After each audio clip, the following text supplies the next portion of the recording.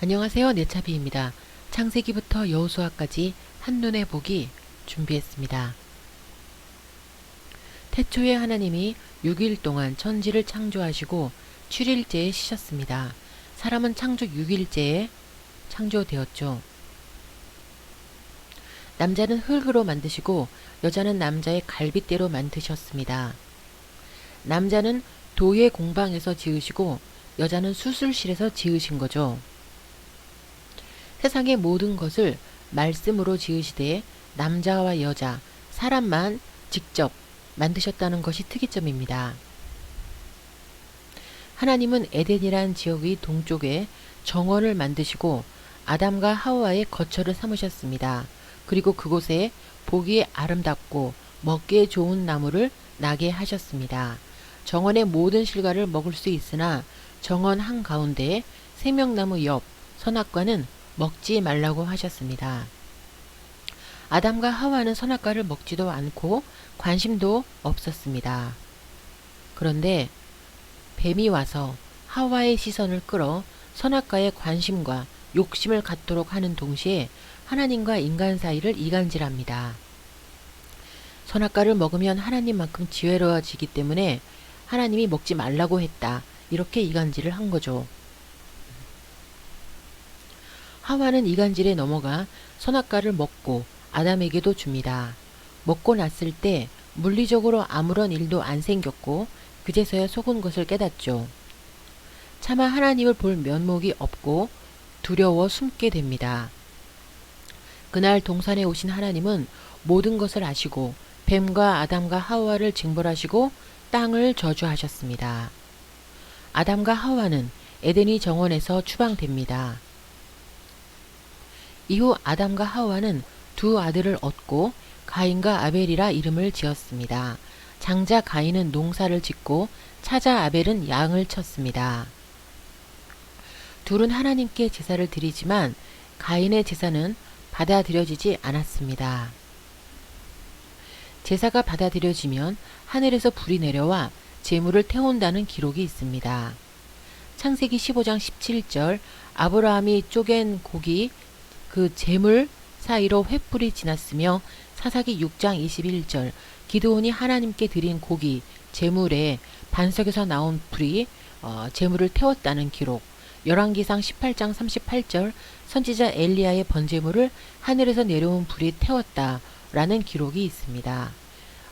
가인의 제사는 그렇게 받아들여지지 않았고 아벨의 제사만 받아들여졌기 때문에 가인은 아벨을 쳐 죽였습니다. 이로 인해 하나님은 가인에게 농사도 못 짓게 하고 땅에서 유리하는 자가 되라고 말씀하셨습니다. 유랑자, 방랑자, 불황자, 집시 모두 땅에서 유리하는 자를 일컫는 말입니다. 그렇지만 가인은 도시를 건설하고 정착합니다. 도시 이름은 에녹이었죠. 그래도 농사를 할 수는 없었나 봅니다. 그의 후손들의 직업을 보면 각종 날카로운 기계를 만드는 자, 양 말고 육축 치는 자, 수금과 퉁소 제작자, 그리고 무역업에 종사한 것 같습니다. 밥은 먹고 살아야 하니 농산물이 필요했을 터 농사하지 않는 자가 농산물을 구할 수 있는 방법은 무역이었겠죠. 그즈음 하나님의 천사들이 사람의 딸들의 아름다움을 보고 타락을 합니다. 사람과 천사 사이에 네피림이라는 새로운 종이 태어난 거죠. 네피림, 거인족. 하나님이 창조하신 창조물들의 DNA가 변질되어 갔습니다. 그리스 로마 신화에서처럼 사람의 얼굴과 말의 몸, 사람의 얼굴과 새의 몸. 우리 인간 입장에서 보면 괴물들이 나오기 시작한 건데요. 이런 존재들이 에스겔서에도 등장합니다. 하나님은 천사들이 육이 되었기 때문이라고 하시며 그들을 사람들로부터 영원히 격리시키겠다고 하셨습니다. 어쩌면 그래서 우리는 오늘날 천사들을 보기 힘든 건지도 모르겠습니다. 아브라함을 찾아온 새 천사의 모습이 보이는데요. 젊은 미소년의 모습입니다. 그렇게 세상이 변질되어 갔고 하나님은 변질된 세상을 리셋하시기로 하십니다. 방법은 홍수, 하나님도 청소는 물로 하신 것 같습니다. 완전한 원래의 DNA를 가진 사람이 있었으니 노아. 하나님께서는 노아를 통해 리셋하고자 하셨습니다. 그에게 방주를 지으라고 하셨습니다. 노아는 500세가 될 때까지 결혼도 안 하고 있다가 하나님의 명령에 부랴부랴 결혼을 하고 3명의 아들을 낳았습니다. 그때까지 결혼을 하지 않았다고 보는 이유는 노아가 일부러 피임을 하지 않는 이상 결혼을 일찍 했다면 그 전에 자녀가 있었을 것입니다. 그런데 노아는 500세에 셈, 함, 야벳을 한꺼번에 거의 몇 년 사이로 아들을 가진 것 같습니다. 노아의 아들 중 함의 아들 간의 후손 이스라엘 민족과 원수가 되고 함의 손자 니므롯은 바벨탑을 쌓으며 하나님께 대들었다는 기록이 있습니다. 그리고 노아 600세 되던 해에 2월 17일 홍수가 시작되었고 40일 동안 비가 내렸죠. 그리고 노아는 다음 해에 2월 27일에야 방주에서 나올 수 있었습니다. 노아는 1년 이상 방주에 있었습니다. 방주에서 나온 8명은 오늘날의 중동 지역에 널리 퍼져 살았는데 아담의 20대 손이자 노아의 10대 손인 아브라함에 이르러 아브라함이란 사람이 하나님께 선택을 받아 갈대아 우르에서 가나안 땅으로 오게 됩니다. 부르심을 받은 거죠. 아브라함은 가나안 땅의 주인으로서 가나안 땅을 다 차지하게 될 거라고 하나님은 여러 차례 아브라함에게 약속해 주셨습니다. 하나님은 아들을 원하는 아브라함에게 100세가 되어서야 아들 이삭을 주셨습니다. 그런데 100세에 얻은 아들 이삭을 번제로 바치라고 요구하십니다. 아브라함은 순종했습니다.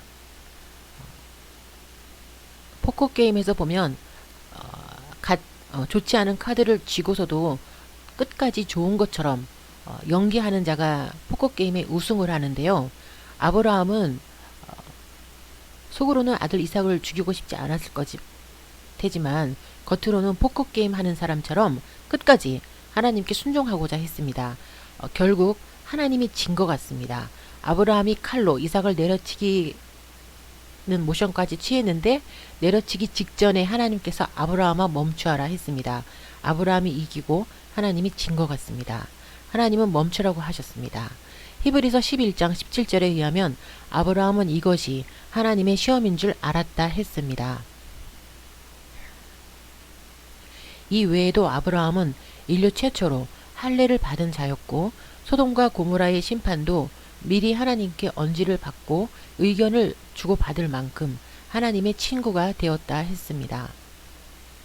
하나님이 주신 아브라함이란 이름의 뜻은 열국의 아비인데 그 이름대로 그의 후손이 오늘날 이스라엘과 아랍국을 이루었죠. 한편 아브라함의 아들 이삭은 사촌 조카 리브가와 결혼을 하고 쌍둥이 아들 야곱과 에서를 낳습니다. 쌍둥이 형 에서는 장자권도 받고 사냥에 능해 부친 이삭의 사랑을 받고 쌍둥이 동생 야곱은 장막에 거하며 모친 리브가의 사랑을 받으며 자랐는데요. 이들은 외모도 달랐습니다. 즉 이들은 이란성 쌍둥이였습니다. 잠시 일란성, 이란성 쌍둥이의 차이점을 말씀드리겠습니다. 일란성 쌍둥이는 한 개의 난자와 한 개의 정자가 만나서 생기며 같은 난자와 정자에 의해 생겨나기 때문에 DNA가 일치합니다. 이 그림은 모태 속에 있는 모습입니다. 같은 방에 있죠. 그런데 이란성 쌍둥이는 두 개의 난자와 두 개의 정자가 만나서 생깁니다. 따라서 이들은 다른 날에 태어난 형제들과 마찬가지라고 보면 됩니다.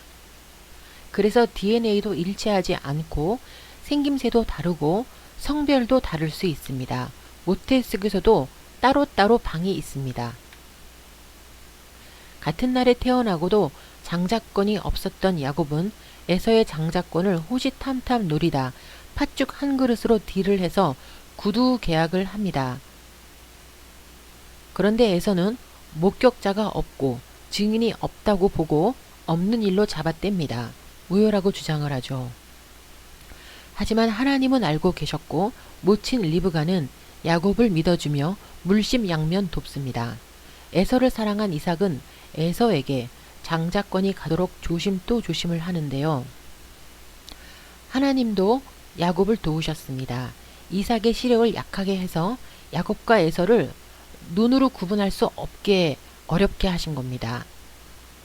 이삭은 축복하기 전에 음성, 피부, 사냥 실력, 냄새 등을 살폈지만 결국 실패합니다. 야곱과 에서를 구분하지 못하고 야곱에게 장자의 축복을 하고 말죠. 장자권을 팥죽 한 그릇에 팔고도 시건을 한 에서는 도리어 화를 내며 야곱을 죽이겠다고 결심하고 이를 알고 모친 리브가는 야곱을 친정 밧단 아람으로 보내게 됩니다.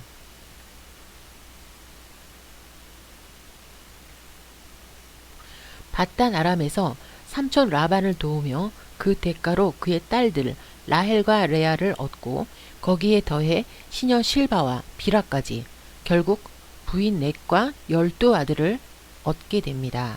이 12아들이 오늘날 우리가 아는 12지파이죠. 이 12아들 중 야곱은 라헬의 아들 요셉을 가장 사랑했습니다. 그 이유는 라헬이 야곱이 사랑한 유일한 여인이었고 또 라헬이 일찍 죽어 요셉이 엄마 없이 자라야 했기 때문에 아마도 더 사랑을 한 것 같습니다. 야곱의 그 요셉 사랑은 요셉의 배다른 10명의 형들의 시기심을 사게 됩니다. 차별을 좀 많이 한 것 같습니다. 요셉이 17세 되던 해에는 그가 꾼 꿈으로 인해 형들의 미움이 폭발하게 됩니다. 그 꿈 내용은 11볕 집단이 요셉에게 절하는 꿈과 11별과 해와 달이 요셉에게 절하는 꿈이었는데요. 여기서 11명이라는 숫자가 누가 봐도 11명의 형제를 가리키기에 형들의 자존심을 건드린 것입니다. 결국 형들은 점심 도시락을 가지고 오는 요셉을 잡아 이스마엘 상단에 팔아버립니다. 이 일은 이스라엘 백성들이 애굽에서 노예로 살게 되는 시작이 됩니다. 한편 형들은 부친 야곱에게 피 묻힌 요셉의 옷을 보여주며 들짐승에게 잡아먹혔다고 믿게 하여 야곱은 크게 슬퍼하는데요. 또 한편 요셉은 애굽에서 노예로서도 최선을 다해 열심히 살지만 억울한 성추행 누명을 쓰고 감옥에 갇히게 됩니다. 그런데 그 감옥은 왕의 제수들이 오는 감옥이었습니다. 일반 범법자들이 아니라 궁중 예법을 알고 학식이 있는 범법자들이었던 것입니다. 요셉은 이들을 수발들며 이들의 지식을 배웠을 것입니다. 그러다 왕의 술 맡았던 관원장의 꿈 해몽을 정확히 해주며 꿈 해몽 실력을 발휘하게 되고요. 그로 인해 2년 후에 애굽 왕의 꿈 해몽을 위해서 풀려나 다시 정확한 꿈 해몽을 해주며 애굽 왕의 마음을 사로잡고 단번에 애굽의 총리가 됩니다. 그때 그의 나이 30세였죠. 바로 왕의 꿈은 이렇습니다. 장차 애굽에 7년 동안 풍년과 흉년이 연달아 온다는 것이었습니다. 이렇게 꿈 해몽 실력이 좋은 요셉은 13년 전 자신이 꾼 꿈의 해몽도 정확히 알고 있었을 것이고 총리가 된 오늘날이 오리란 것도 알았을 것이며 다시 자신의 부모 형제를 만나게 될 것도 알고 있었을 것입니다. 7년 동안의 풍년이 지나고 7해의 흉년 중 2년째에 그 날이 옵니다. 부모 형제를 만나는 날이 오는 거죠. 가나안 땅의 형제들이 식량을 구하러 애굽에 왔고 요셉의 꿈처럼 형들은 요셉에게 절을 합니다. 요셉은 단번에 알아보죠. 그런데 부친 야곱이 요셉의 유일한 친동생 베냐민을 아껴서 베냐민만 빼고 10명의 아들을 보내는 바람에 요셉은 동생 베냐민도 동생 베냐민이 보이지 않는 거예요. 그러니까 동생 베냐민도 자기처럼 당했다. 당해서 집에서 쫓겨나서 죽었거나 어떻게 되었다. 라고 생각을 한 거죠. 그래서 굉장히 화가 나고 감정이 폭발했을 것입니다. 둘째 형을 애굽의 감옥에 가두고 베냐민을 데려오라고 다짜고짜 얘기를 한 거죠. 그때 형들이 베냐민이 아니라 요셉을 회상하면서 괴로워합니다. 괴로워하고 후회하는데요. 그 모습을 본 요셉은 22년 동안 형들한테 쌓였던 그 앙금과 한이 조금 풀립니다. 그래서 많이 울죠. 형들은 후에 베냐민을 데리고 오고 요셉은 베냐민을 보게 됩니다. 그래서 요셉은 베냐민을 은잔 도둑으로 몰아 베냐민만 애굽에 남게 하려는 계략을 세웁니다. 그래서 베냐민하고 살고 싶은 거죠. 베냐민하고만. 그런데 형 유다가 자기 생명을 바쳐서 베냐민을 구하려고 합니다. 도둑으로 몰린 베냐민을 풀어주고 자신을 대신 감옥에 보내달라고 요구를 하는 거죠. 그 모습에 요셉이 얼어붙었던 마음은 녹고 요셉은 자신이 바로 그 동생 요셉임을 밝힙니다. 놀라는 형들을 일일이 안아주며 요셉은 하나님의 섭리를 설명해 줍니다. 하나님의 섭리는 오늘날 흉년을 대비해 자신을 미리 애굽에 보내셨다는 것입니다. 그러니 안심하십시오. 그리고 아직 5년 더 남은 흉년을 위해서 가나안의 모든 가족을 애굽으로 오게 합니다. 그렇게 70인의 가족이 애굽으로 갔고 그래서 22년 만에 요셉은 부친 야곱을 다시 만나게 됩니다. 이 과정에서 요셉은 총 9번을 울었다고 창세기는 기록하고 있습니다. 17세에 부친과 떨어졌던 요셉은 다시 17년 동안 부친 야곱과 같이 살았습니다. 시간이 흘러 야곱이 죽고 요셉도 죽었습니다.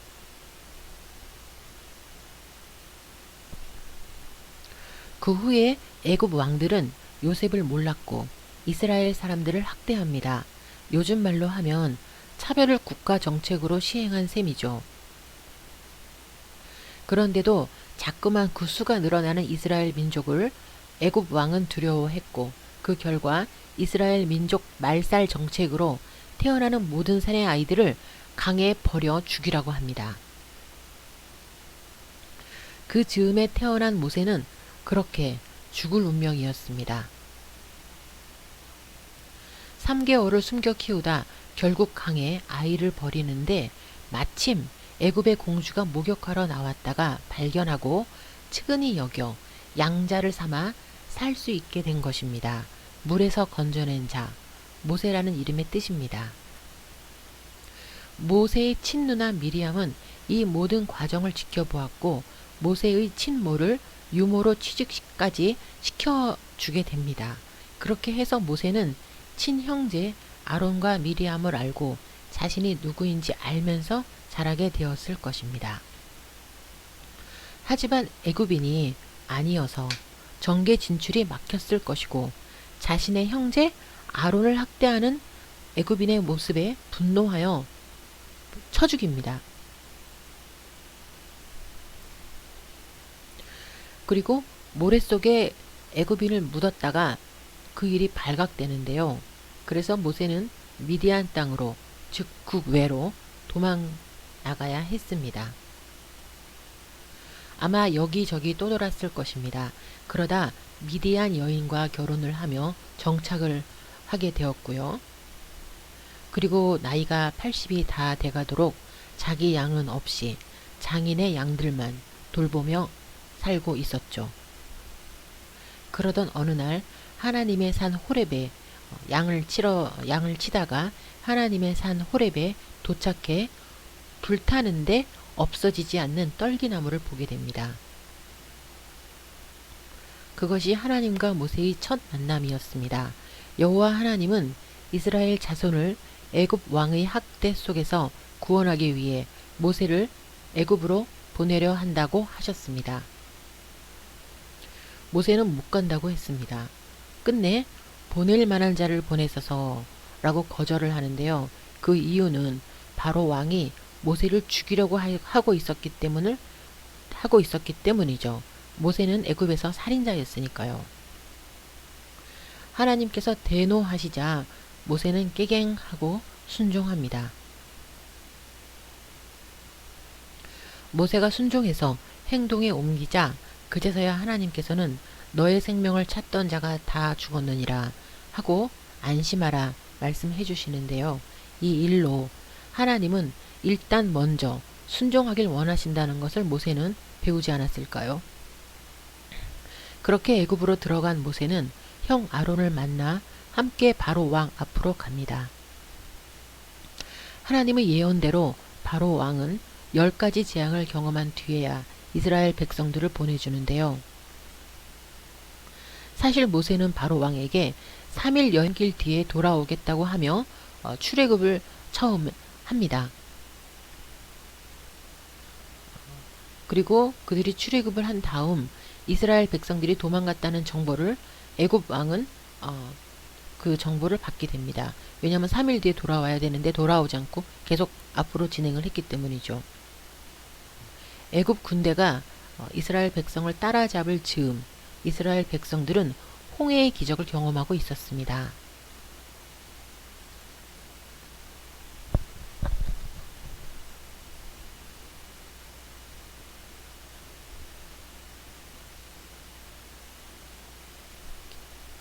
홍해 물이 벽처럼 쌓이며 그 땅바닥 위로 홍해를 건너고 있었죠.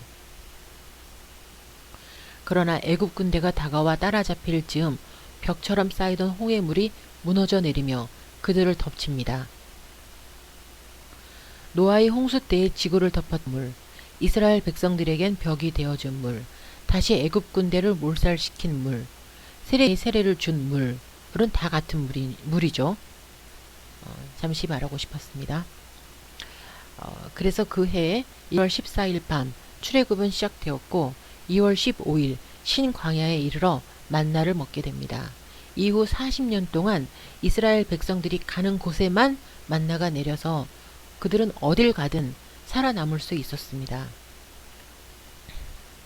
3월에 신의 광야에 이르러 십계명과 율법을 받고 출애굽 첫 해가 끝날 때까지 조립식 성막 재료들을 준비합니다. 이듬해 출애굽 둘째 해 1월 1일 비로소 성막을 세우죠. 그 즈음 아론의 두 아들이 명하지 않은 불로 준비하다가 불에 타 죽는 사고가 있었습니다.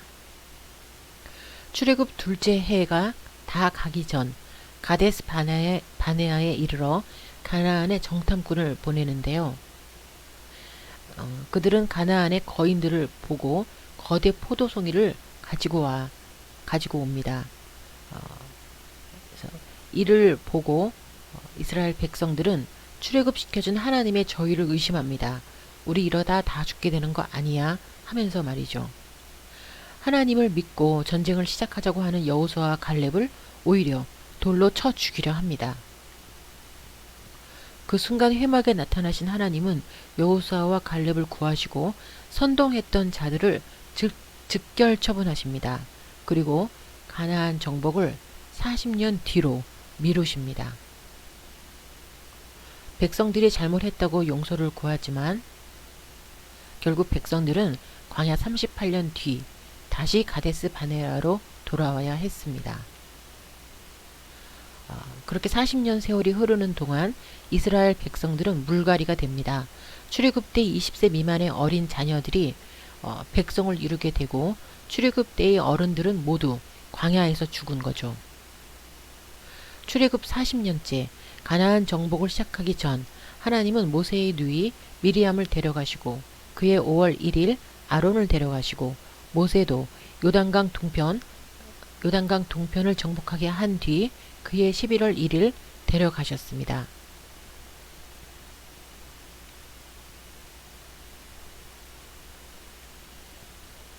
모세를 통해 요단강 동편을 점령한 직후 그래서 모세가 그 가데스 바네아에서 요단강 동편을 점령하는 데에는 6개월도 걸리지 않았습니다. 그리고 모세가 아직 정정할 때 하나님은 모세의 수종 들던 자 에브라임 지파 여호수아를 모세의 후계자로 세우시고 120세의 모세를 데려가셨죠. 여호수아는 출애굽 41년 1월 10일에 요단강 건너는 것을 마치고 이날 일제히 백성들을 할례시켜 1월 14일 완전한 유월절을 지킵니다. 그리고 다음 날 아침 마지막 만나를 먹었습니다. 만으로 출애굽 40년 40번째 유월절을 지킨 여호수아는 이후 여리고성을 시작으로 총 31명의 가나안 왕을 쓰러뜨리며 가나안 땅을 점령해 나갑니다. 하지만 그의 나이 110세에 하나님의 부르심을 받고 아직 점령하지 못한 땅을 포함해서 12지파에게 가나안 땅을 분배합니다. 땅 분배 후 여호수아는 110세에 죽고 에브라임 산지에 장사됩니다. 하나님이 지구상에 이스라엘에게 허락하신 땅은 이곳이 전부였습니다. 이렇게 모세에 의해 시작된 출애굽은 여호수아에 의해 끝맺음이 되었습니다. 이후 350년은 뒤에 이 땅의 초대왕 사울, 뒤이어 다윗 왕이 등장하며 이스라엘의 역사를 씁니다. 창세기부터 여호수아까지 마칩니다. 감사합니다.